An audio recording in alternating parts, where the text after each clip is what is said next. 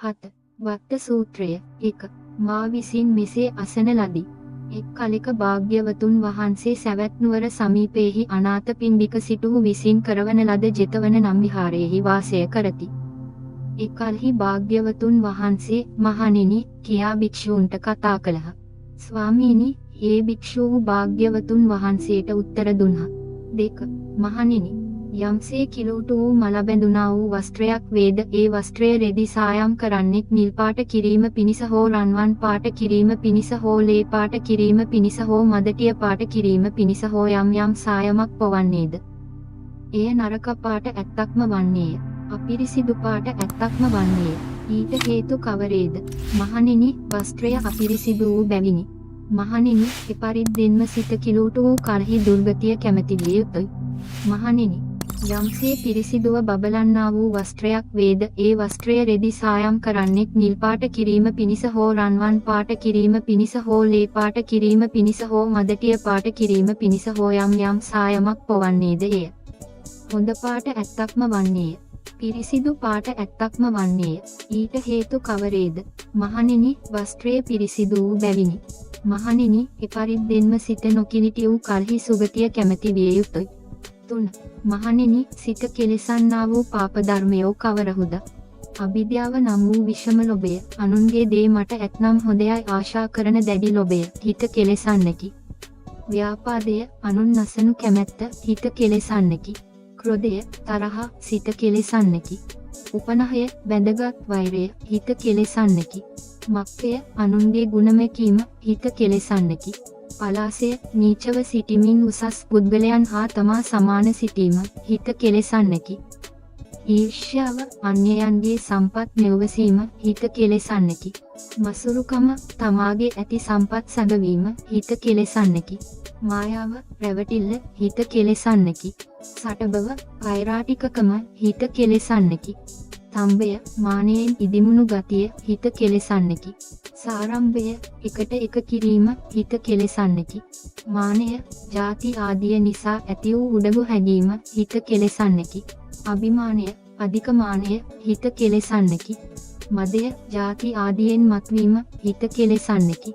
ප්‍රමාදය, පස්කම් සැපෙහි ඇල්ම, හිත කෙලෙසන්නකි. 4. මහණෙනි, ඒ මහණතෙම අවිද්‍යාව නම් වූ විෂම ලෝභය හිත කෙලෙසන්නකැයි මෙසේ දැන හිත කෙලෙසන අවිද්‍යාව නම් වූ විෂම ලෝභය දුරු කරයි. ව්‍යාපාදයේ හිත කෙලෙසන්නකැයි මෙසේ දැන හිත කෙලෙසන ව්‍යාපාදය දුරු කරයි. ක්‍රෝධයේ හිත කෙලෙසන්නකැයි මෙසේ දැන හිත කෙලෙසන ක්‍රෝධය දුරු කරයි. උපනහය හිත කෙලෙසන්නකැයි මෙසේ දැන හිත කෙලෙසන උපනහය දුරු කරයි. මකු ගුණය හිත කෙලෙසන්නකැයි මෙසේ දැන හිත කෙලෙසන මකු ගුණය දුරු කරයි. පලාසය හිත කෙලෙසන්නකැයි මෙසේ දැන හිත කෙලෙසන පලාසය දුරු කරයි. ඊර්ෂ්‍යාව හිත කෙලෙසන්නකැයි මෙසේ දැන හිත කෙලෙසන ඊර්ෂ්‍යාව දුරු කරයි. මසුරුකම හිත කෙලෙසන්නකැයි මෙසේ දැන හිත කෙලෙසන මසුරුකම දුරු කරයි. රැවටිල්ල හිත කෙලෙසන්නකැයි මෙසේ දැන හිත කෙලෙසන මායාව දුරු කරයි. කෛරාටික බව හිත කෙලෙසන්නකැයි මෙසේ දැන හිත කෙලෙසන කෛරාටික බව දුරු කරයි. හිතේ තදගතිය හිත කෙලෙසන්නකැයි මෙසේ දැන හිත කෙලෙසන සිතෙහි තදගතිය දුරු කරයි. එකට එක කිරීම හිත කෙලෙසන්නකැයි මෙසේ දැන හිත කෙලෙසන සාරම්භය දුරු කරයි. මානය හිත කෙලෙසන්නකැයි මෙසේ දැන හිත කෙලෙසන මානය දුරු කරයි. අභිමානය හිත කෙලෙසන්නකැයි මෙසේ දැන හිත කෙලෙසන අභිමානය දුරු කරයි. ප්‍රමාදය හිත කෙලෙසන්නකැයි මෙසේ දැන හිත කෙලෙසන ප්‍රමාදය දුරු කරයි. 5. මහණෙනි, යම් කලෙක පටන් භික්ෂුව විසින් අවිද්‍යා නම් වූ විෂම ලෝභය හිත කෙලෙසන්නකැයි දැන හිත කෙලෙසන අවිද්‍යා විෂම ලෝභය නැති කරන ලද්දේ වේද? මහණෙනි, යම් කලෙක පටන් භික්ෂුව විසින් ව්‍යාපාදය හිත කෙලෙසන්නකැයි දැන හිත කෙලෙසන ව්‍යාපාදය නැති කරන ලද්දේ වේද? මහණෙනි, යම් කලෙක පටන් භික්ෂුව විසින් ක්‍රෝධය හිත කෙලෙසන්නකැයි දැන හිත කෙලෙසන ක්‍රෝධය නැති කරන ලද්දේ වේද? මහණෙනි, යම් කලෙක පටන් භික්ෂුව විසින් උපනහය හිත කෙලෙසන්නකැයි දැන හිත කෙලෙසන උපනහය නැති කරන ලද්දේ වේද? මහණෙනි, යම් කලෙක පටන් භික්ෂුව විසින් මකු බව හිත කෙලෙසන්නකැයි දැන හිත කෙලෙසන මකු බව නැති කරන ලද්දේ වේද? මහණෙනි, යම් කලෙක පටන් භික්ෂුව විසින් පලාසය හිත කෙලෙසන්නකැයි දැන හිත කෙලෙසන පලාසය නැති කරන ලද්දේ වේද? මහණෙනි, යම් කලෙක පටන් භික්ෂුව විසින් ඊර්ෂ්‍යාව හිත කෙලෙසන්නකයි දැන හිත කෙලෙසන ඊර්ෂ්‍යාව නැති කරන ලද්දේ වේද? මහණෙනි, යම් කලෙක පටන් භික්ෂුව විසින් මසුරු බව හිත කෙලෙසන්නකයි දැන හිත කෙලෙසන මසුරු බව නැති කරන ලද්දේ වේද? මහණෙනි, යම් කලෙක පටන් භික්ෂුව විසින් රැවටිල්ල හිත කෙලෙසන්නකයි දැන හිත කෙලෙසන රැවටිල්ල නැති කරන ලද්දේ වේද? මහණෙනි, යම් කලෙක පටන් භික්ෂුව විසින් කෛරාටිකකම හිත කෙලෙසන්නකයි දැන හිත කෙලෙසන කෛරාටිකකම නැති කරන ලද්දේ වේද? මහණෙනි, යම් කලෙක පටන් භික්ෂුව විසින් තද බව හිත කෙලෙසන්නකයි දැන හිත කෙලෙසන තද බව නැති කරන ලද්දේ වේද? මහණෙනි, යම් කලෙක පටන් භික්ෂුව විසින් එකට එක කිරීම හිත කෙලෙසන්නකයි දැන හිත කෙලෙසන එකට එක කිරීම නැති කරන ලද්දේ වේද? මහණෙනි, යම් කලෙක පටන් භික්ෂුව විසින් මානය හිත කෙලෙසන්නකයි දැන හිත කෙලෙසන මානය නැති කරන ලද්දේ වේද? මහණෙනි, යම් කලෙක පටන් භික්ෂුව විසින් අභිමානය හිත කෙලෙසන්නකයි දැන හිත කෙලෙසන අභිමානය නැති කරන ලද්දේ වේද? මහණෙනි, යම් කලෙක පටන් භික්ෂුව විසින් මදය හිත කෙලෙසන්නකයි දැන හිත කෙලෙසන මදය නැති කරන ලද්දේ වේද? මහණෙනි, යම් කලෙක පටන් භික්ෂුව විසින් ප්‍රමාදය හිත කෙලෙසන්නකයි දැන හිත කෙලෙසන ප්‍රමාදය නැති කරන ලද්දේ වේද? හෙතෙම බුදුන් කෙරෙහි නොසෙල්වෙන පැහැදීමෙන් යුක්ත වූයේ වේ. ඒ භාග්‍යවතුන් වහන්සේ මේ කාරණයෙන්ද අරහත්ය, සම්‍යක් සම්බුද්ධය, අෂ්ට විද්‍යාවෙන් හා 15 චරණ ධර්මයෙන් යුක්තය, සුගතය, ලෝකය දන්නා සේක. අනුත්තරය, ඡණ්ඩ පුරුෂයන් දමනය කිරීමෙහි සාරථියෙක් වැනිය. දෙව් මිනිසුන්ට අනුශාසනා කරන්නාය, බුද්ධය, භාග්‍යවත්ය කියා. ධර්මයෙහි නොසෙල්වෙන පැහැදීමෙන් යුක්ත වූයේ වේ. භාග්‍යවතුන් වහන්සේ විසින් ධර්මය මනාව ප්‍රකාශ කරන ලදී. මෙලොව ලැබෙන ඵල ඇත්තේය. කල් නොයවා දෙන විපාක ඇත්තේය. ඕක් බලවේයයි කියා දැක්වීමට සුදුසුය. තමන් තුල ඉපදවීමට සුදුසුය. නුවණැත්තන් විසින් තම තමන් කෙරෙහිලා දත යුතුය කියා. සංඝයා කෙරෙහි නොසෙල්වෙන පැහැදීමෙන් යුක්ත වූයේ වේ. භාග්‍යවතුන් වහන්සේගේ ශ්‍රාවක සංඝ තෙමේ මනාව පිළිපන්නේය. භාග්‍යවතුන් වහන්සේගේ ශ්‍රාවක සංඝ තෙමේ ඍජුව පිළිපන්නේය. න්‍යායයට, නිර්වාණයට අනුව පිළිපන්නේය. සාමීචි කර්මයට සුදුසුසේ පිළිපන්නේය. දුර සිට ගෙනවිත් දෙන සිව්පසය ලැබීමට සුදුසුය. දුර සිට ආඥාති මිත්‍රාදීන්ට පිළියෙල කළ ආගන්තුක සත්කාරය ලැබීමට සුදුසුය. බොහොත් මුදුනේ තබා වැඳීමට සුදුසුය. ලොවට උතුම් පින් කෙතය කියයි. හයි, යම් තැනක පටන් භික්ෂුව විසින් කෙලෙස් දුරු කරන ලද්දේද, වමාරණ ලද්දේද, මුදන ලද්දේද නැති කරන ලද්දේද, එතැන් පටන් තරුව හෙතෙම බුදුන් කෙරෙහි නොසෙල්වෙන පැහැදීමෙන් යුක්ත වෙමි ඵලය දැකීමෙන් උපදනා සතුටද ලබයි, හේතුව දැකීමෙන් උපදනා සතුටද ලබයි. ධර්මයෙන් යුත් සතුටක් ලබයි. සතුටු වූවහුට පීරතිය උපදී. සතුටු සිත් ඇත්තහුගේ කය සංසිඳේ, සංසිඳුණු කය ඇත්තේ සැපය විඳී, සැපය ඇත්තහුගේ හිත එකඟ වේ. ධර්මය කෙරෙහි නොසෙල්වෙන පැහැදීමෙන් යුක්ත වෙමි ඵලය දක්නා සතුට ලබයි. හේතුව දක්නා සතුට ලබයි.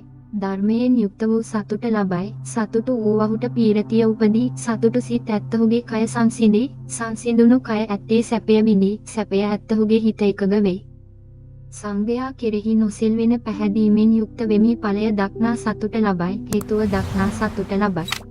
ධර්මයෙන් යුක්ත වූ සතුට ලබයි. සතුටු වූවහුට පීරතිය උපදී. සතුටු සිත් ඇත්තහුගේ කය සංසිඳේ, සංසිඳුණු කය ඇත්තේ සැපය විඳී, සැපය ඇත්තහුගේ හිත එකඟ වේ.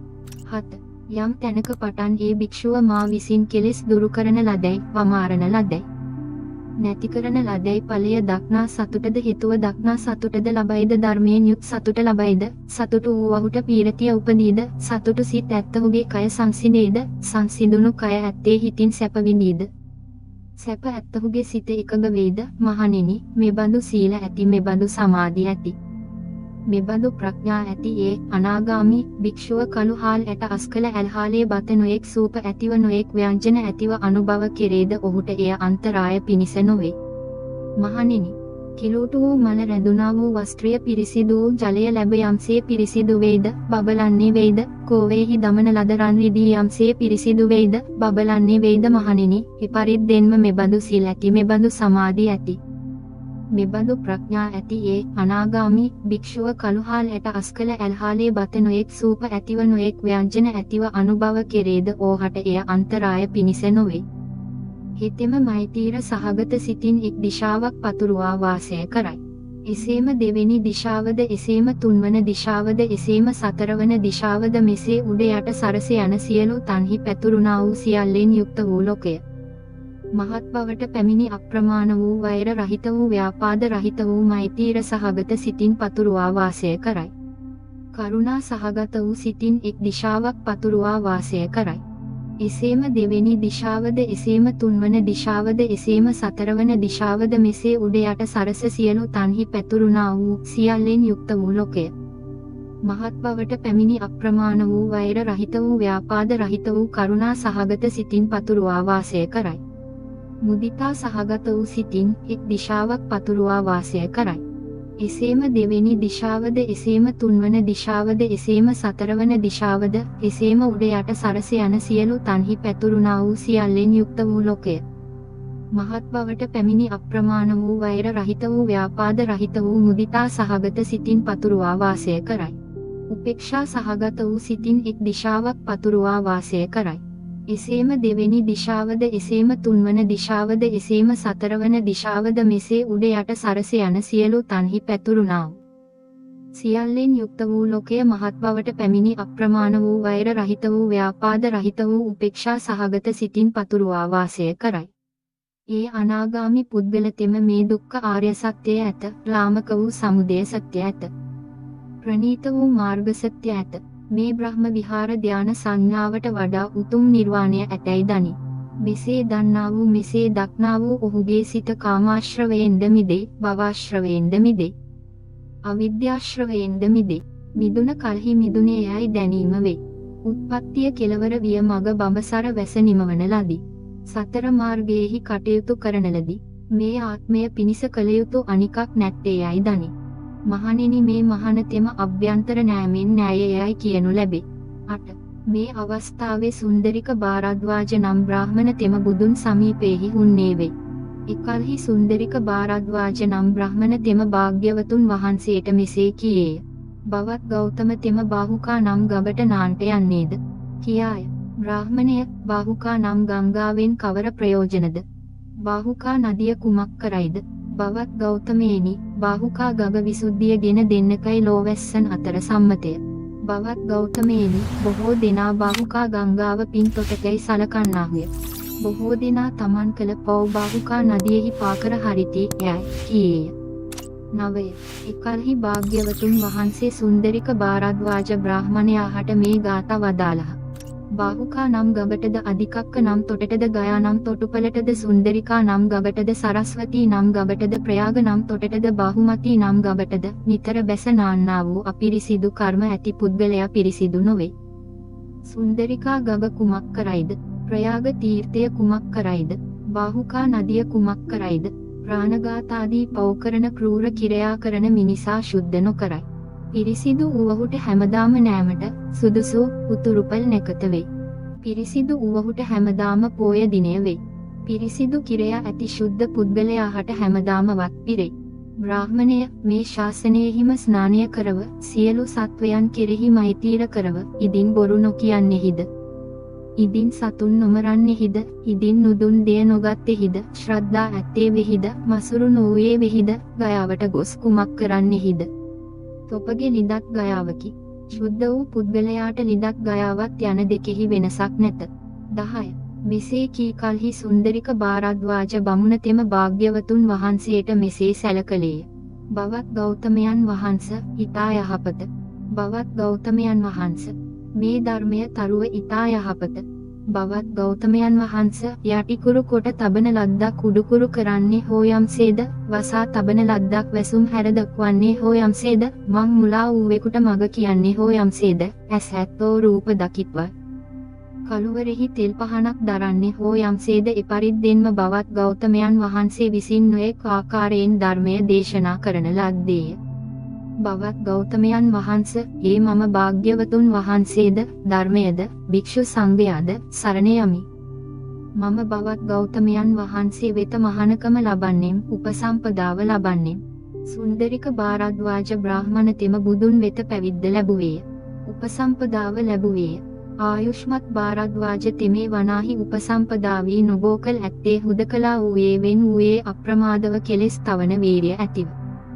කයෙහි හා ජීවිතයෙහි ආශා රහිතව වාසය කරන්නේ නොබෝ කලකින්ම යමක් පිණිස කුලපුත්‍රයෝ මනාකොට ගිහිගෙන් නික්ම ශාසනයෙහි පැවිදි වෙද්ද ඒ උතුම් වූ මාර්ග බ්‍රහ්මචර්යාව කෙලවර කොට ඇති අරහත් ඵලය මේ ආත්මයෙහි තමාම දැක ඊට පැමිණ වාසය කළේය. උත්පත්තිය කෙලවර විය. මාර්ග බ්‍රහ්මචර්යාව වැස නිමවනලදී සතර මාර්ගයෙන් කටයුතු දෑ කරන ලදී. මේ ආත්මය පිණිස කළ යුතු අනිකක් නැත්තේ යයි දැනගත්තේය. ආයුෂ්මත් භාරද්වාජයන් වහන්සේ රහතුන් අතුරෙහි එක්තරා කෙනෙක්ද වූහ.